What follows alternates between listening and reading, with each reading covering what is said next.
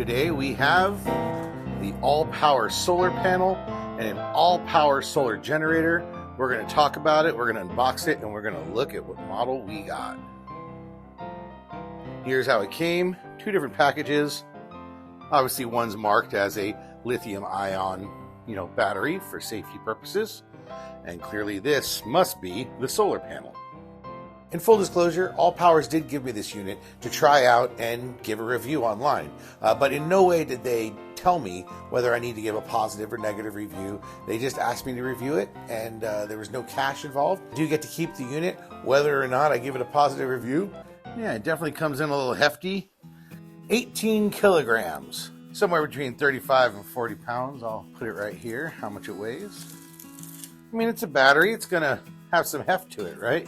With all that weight comes capacity. All right.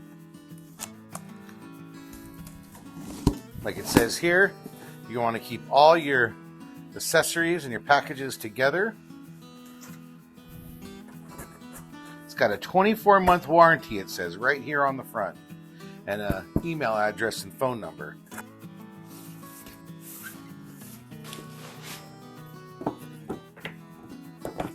I think I'm going to cut away the box.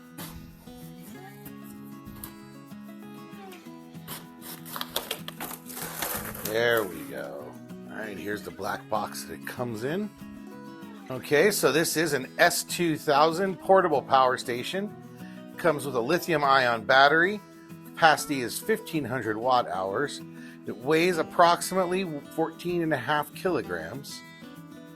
The AC capacity is 400 watts. The solar capacity that it has for inputs is 500 watts. And as far as output, it says it will put out a continuous 2,000 watts with a surge up to 4,000 watts. So it's a pretty versatile tool. I was really looking to get a power supply for the Starlink and the cooler and things that I'm building for my RV and off-road kit. And when this came to my attention, it seemed like the perfect choice. So I'm really glad I got my hands on one here. Let's go ahead and get this out.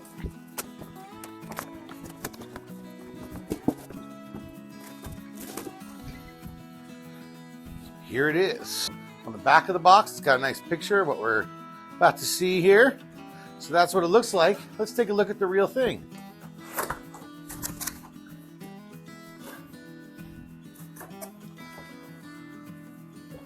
It says right here, before you read any further, charge this to 100%.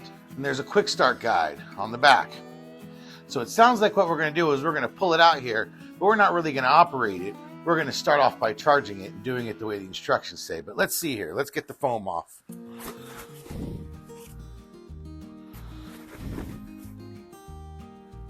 Looks like we've got a bag of accessories. Maybe this is a cover. We'll find out.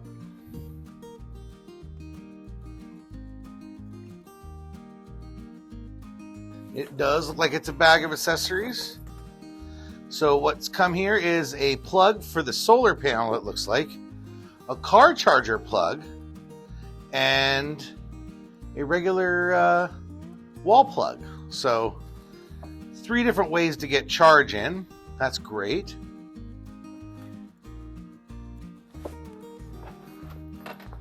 And this handy bag with a little extra room. Put all the accessories in. Nice, heavy duty bag too. And then we've got this, I'm assuming is a cover here. Let's take a look at, comes right off with a little adhesive.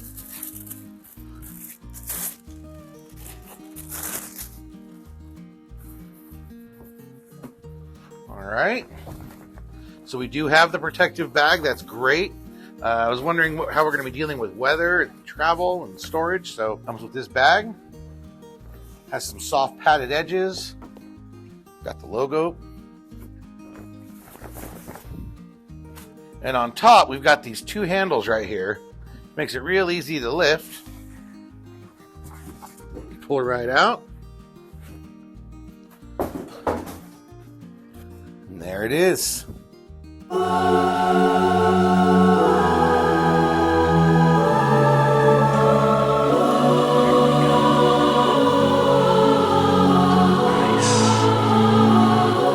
is a model that has a 30 amp plug in here. This one doesn't have it, but it's built to be able to have that addition. So if you are interested in powering your RV, obviously I can power mine from, you know, a 15 amp or 30 amp plug, but for some people they may want to seek that 30 amp plug.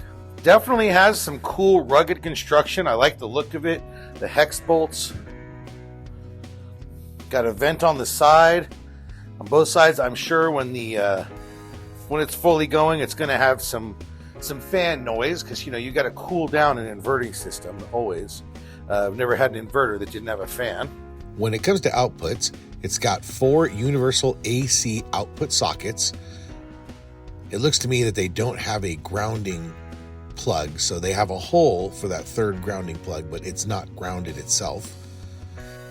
To power up the AC, or the alternating current, you want to hold the button for 3 seconds. However, for the DC, or direct current, you just need to click the button once and it'll turn it on or off. There's a Bluetooth button that you can hold for 3 seconds, and that'll allow you to connect to the iPhone or Android app. However, when I tried to download the iPhone app here in Canada, it told me it wasn't available in my country.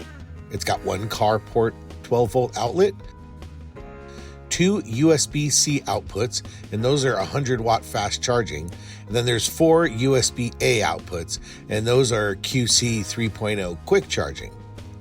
When it comes to inputs on the front there, it has that XT60 solar input, and that's where you plug in either the solar panel or you plug in the 12-volt car charger if you're charging this device off of your car. It has a real-time LCD display where it'll show you the battery strength, how many hours are left, the percentage left, and it'll show you the number of watts and whether or not that's the amount going out or the amount coming in. It'll also show you whether you're doing 50 hertz or 60 hertz. Here in North America, it should just auto revert to 60 hertz.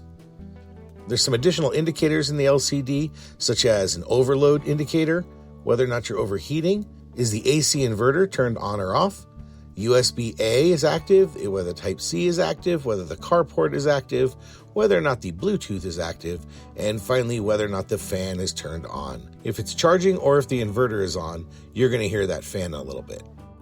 There is a fairly helpful manual. It comes in multiple languages. It looks like German, Mandarin, English, and some other ones as well. I found the manual helpful, and the translation to English wasn't too bad.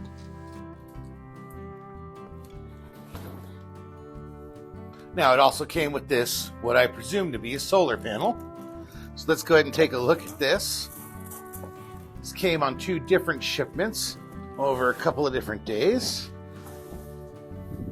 Ooh, get rid of the box. Ooh, very lightweight, sleek, thin, easy to store. Already, my first thoughts, I was wondering how heavy and bulky this was going to be, but really, I mean, I can slide this almost anywhere in the RV or in the truck, not even notice it.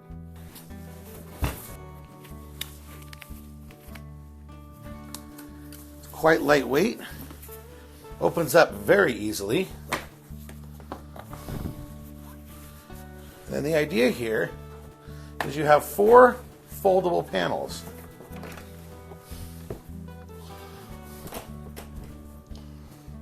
There's 1 wire to connect them into the unit.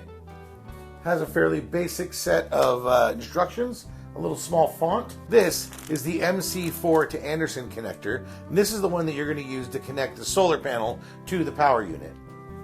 We've got these, which are the MC4 to alligator clip style connectors. This would be used if you wanted to connect it directly to your car battery to charge it, for instance. They also give you this MC4 to DC 5521. Basically, it's a laptop connector. But in addition to that, they include a wide variety of adapters that you can plug on the end there to plug into USB and various other standard laptop adapters. Be very careful using these, making sure you understand what kind of power is going into what unit. I folded this in half to make it a little easier to understand, but there's a panel here that has actual cables that are hardwired into the system. So this is what you plug into your adapter, and then that plugs into your power station. We'll demo that shortly. And that doesn't ever come out. That's hardwired in, and it stays here in this pouch. And they're nice enough to include this pouch, so all the rest of your cables can go in there as well. And there's still room, so I could even put the stuff for my my cooler as well, all the power cables for that, all right here. And you can see on all 4 panels, they have these fold-out legs. And this allows you to pull out the legs and tilt it back to face the sun, wherever the sun is. They're not too heavy-duty, but they seem like they'll work for the weight of the solar panel itself. And in addition to the nice weather-resistant case that the solar panels come built into, they also offer this nice case for your battery with a zipper in front. Clearly you should store this indoors, but wherever you're storing it, you can give it added protection of using one of these covers. So before we go any further, I'm going to take a moment to read the instructions, make sure I can get this charging to 100% before we start playing with it. Be right back. So I charged this about a week ago. It's been about a week since I unboxed it. I charged it up that night, and then I haven't touched it, but it's been sitting in my garage where we've been down to freezing level temperatures, right around the freezing point, multiple nights. So it's probably just above freezing here in my garage. I was a little worried about what it was going to do to the battery. When I came in and take a look, 100%. So the bleed down rate in a cold room for a week still kept it at 100%. So that was a good sign right there. Now I charge it up using the wall socket, so we still have to test this running it off the car.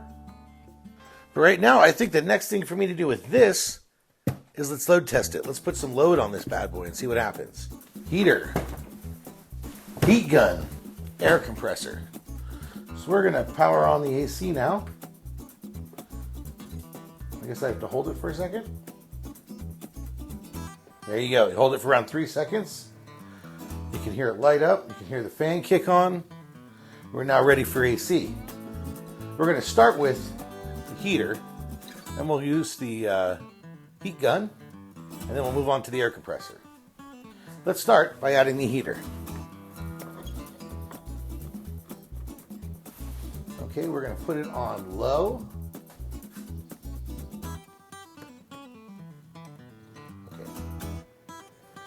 So I had to turn the thermostat up. And here we go. It's cranking up. It's now using 650-ish watts. It's finally starting to get a little warm in here. I like it. We've dropped to 99%. I'm going to turn it up to high.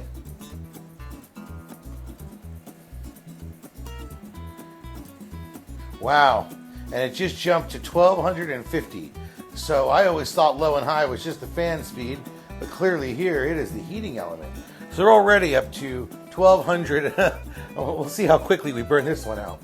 All right, now that we're settled here, we got to go to 1250. I'm going to put in the heat gun.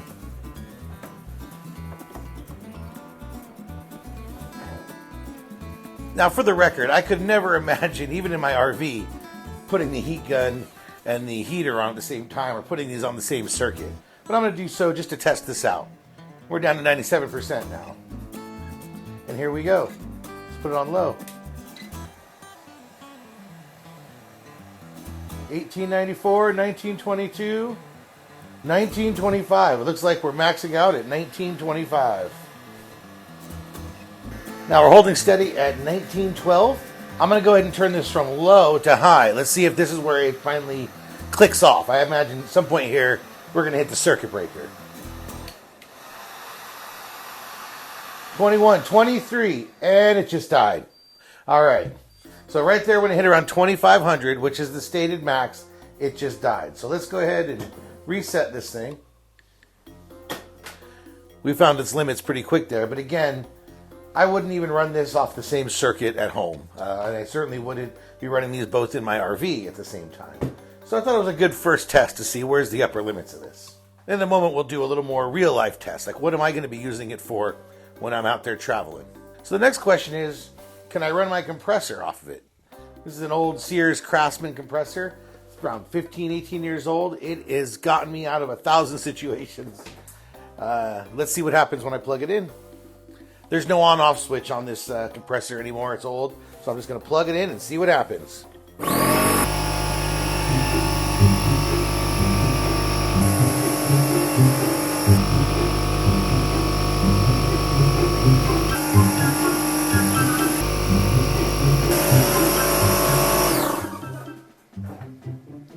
Now you can see it got up into the 800 range here, and that's just running my compressor. So again, for any one of these devices, this thing gives you more than enough power and then gives you some overhead. But again, these are sort of not standard devices you would be using your all power for. I tried to find 3 of the biggest power draw appliances that I could here in the garage, just to see what the upper limits are. And after a few minutes of testing here, right, we're 94%. So it didn't tremendously tax the battery, but if I was going to run any of these for an hour or two, not going to last that long, right? Again, this can be for emergency high burst use, or if you've got long sustained use, well, let's look at some of those options now. You can use this for emergency purposes, pull it out, hook up some tools, maybe fix something if you need to, use it for kind of a more commercial industrial use for a short period of time. But what's more realistic is setting up things like coolers and charging my drone and things like that. So let's switch out the test now to something a little more realistic. Now this is a little bit more of a realistic setup. This is the kind of thing that I would be using when I'm traveling. I've got my Set Power PT35 dual zone fridge here hooked up. I've got my DJI Mini 3 Pro drone that I'm often charging. And then I got my phone here. So let's just take a look at this. I'm going to run this all off of DC. I'm not going to turn on the inverter because in general, if I can avoid using the inverter, I'm going to. That's going to be a less efficient use of the battery. So since this is all 12 volt, I'm going to go ahead and charge it on DC. I've already activated the DC button, so I'm going to start off by plugging in the phone.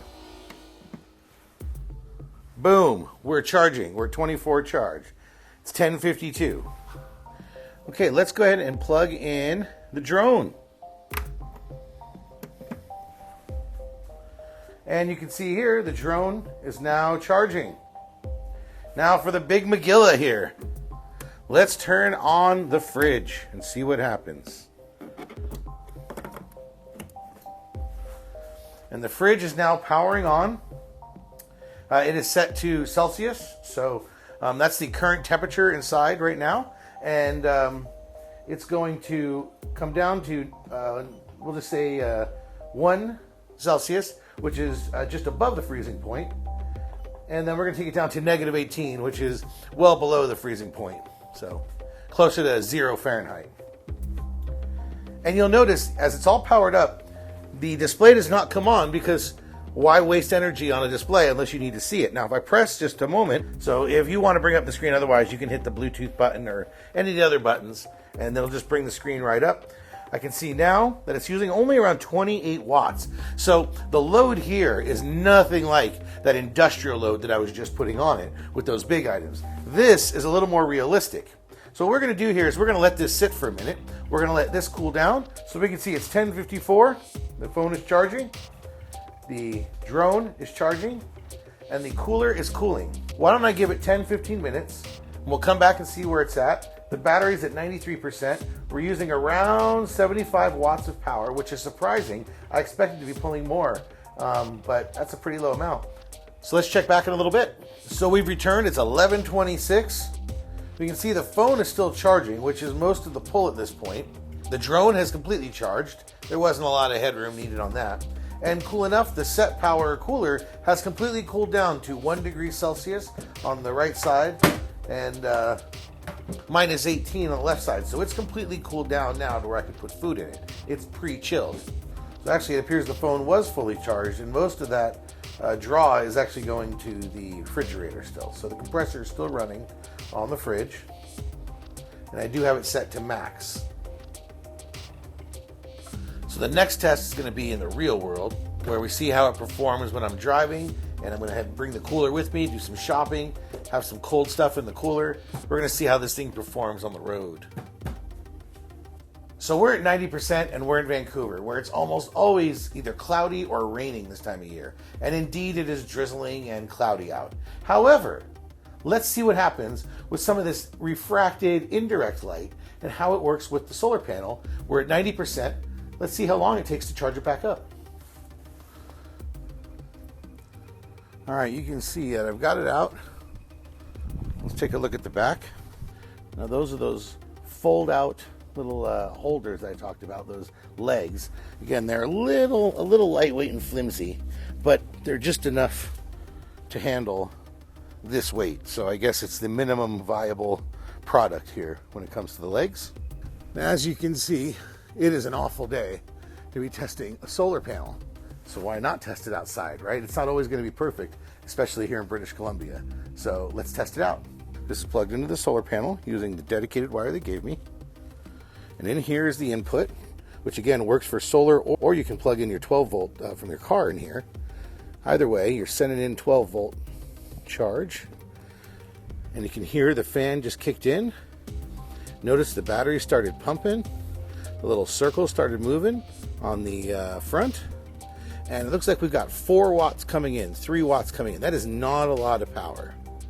Let's see what happens when we let it sit here for a little bit, or maybe I should just lay it flat. Now I dropped it flat and it actually dropped now to 3 or 4 watts. It bumped up to 5 for a little bit.